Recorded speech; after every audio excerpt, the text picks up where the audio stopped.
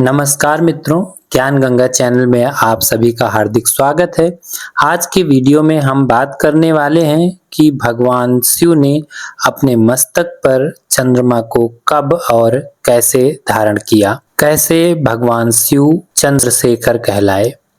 कल्पना कीजिए, एक ऐसा देवता जो हर रात आकाश में चमकता है, जिसकी चांदनी से पूरी पृथ्वी शीतल हो जाती है।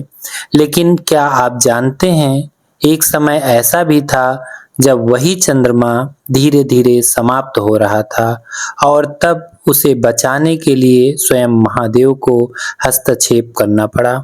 आखिर क्यों भगवान शिव ने चंद्रदेव को अपने मस्तक पर स्थान दिया? क्या है इसके पीछे की रहस्यमयी पौराणिक गाथा? आइए जानते हैं इस एक अद्भुत और रहस्यमयी कहानी के बारे में। शिव पुराण के अनुसार राजा दक्ष की 27 कन्याएं थीं, जिनका विवाह चंद्रदेव के साथ हुआ था। विवाह के समय चंद्रदेव ने वचन दिया था कि वह सभी पत्नियों को समान प्रेम देंगे, लेकिन समय बीतने लगा और चंद्रदेव का हृदय केवल एक पत्नी रोहिणी की ओर आकर्षित हो गया। बाकी पत्नियां उपेक्षित रहने लगीं और उनका दुख बढ़ता गया। आखिरकार वे अपने पिता राजा दक्ष के पास पहुंची और अपनी व्यथा सुनाई। यह सुनकर राजा दक्ष क्रोध से भर उठे।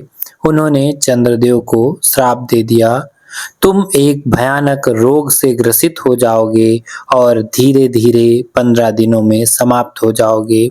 यह श्राप सुनते ही चंद्रदेव भय और निराशा में डूब गए। उनका तेज हर दिन घटने लगा, उनका अस्तित्व मिटने लगा। तब वह सहायता के लिए ब्रह्मा जी के पास पहुंचे। ब्रह्मा जी ने कहा, तुम केवल भगवान शिव की शरण में जाओ, वहीं तुम्हें इस श्राप से मुक्ति मिलेगी। इसके बाद चंद्रदेव ने मिट्टी का शिवलिंग बनाकर महामृत्युंजय मंत्र का जाप करते हुए कठोर तपस्या आरंभ कर दी। सालों तक चली इस तपस्या के बाद आखिरकार भगवान शिव प्रसन्न हुए। उन्होंने प्रकट होकर चंद्रदेव से कहा, हे चंद्र, तुम्हारा अस्तित्व कभी समाप्त नहीं होगा। तुम 15 दिनों तक घटोगे और अगले 15 दिनों तक फिर से पूर्ण हो जाओगे। इसी कारण अमावस्या को चंद्रमा लुप्त हो जाता है और फिर पूर्णिमा को पूर्ण रूप से चमकता है। और फिर भगवान शिव ने चंद्रदेव को अपने मस्तक पर स्थान दिया। यही कारण है भगवान शिव को चंद्रशेखर कहा जाता है।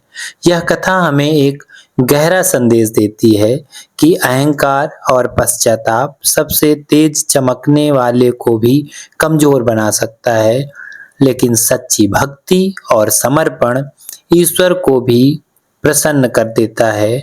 और जब महादेव की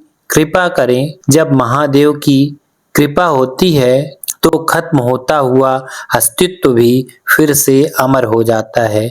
इसलिए कहते हैं, जो शिव की शरण में जाता है उसका विनाश नहीं बल्कि पुनर्जन्म होता है। तो मित्रों, आपको यह मेरी कहानी कैसी लगी कमेंट करके जरूर बताइएगा।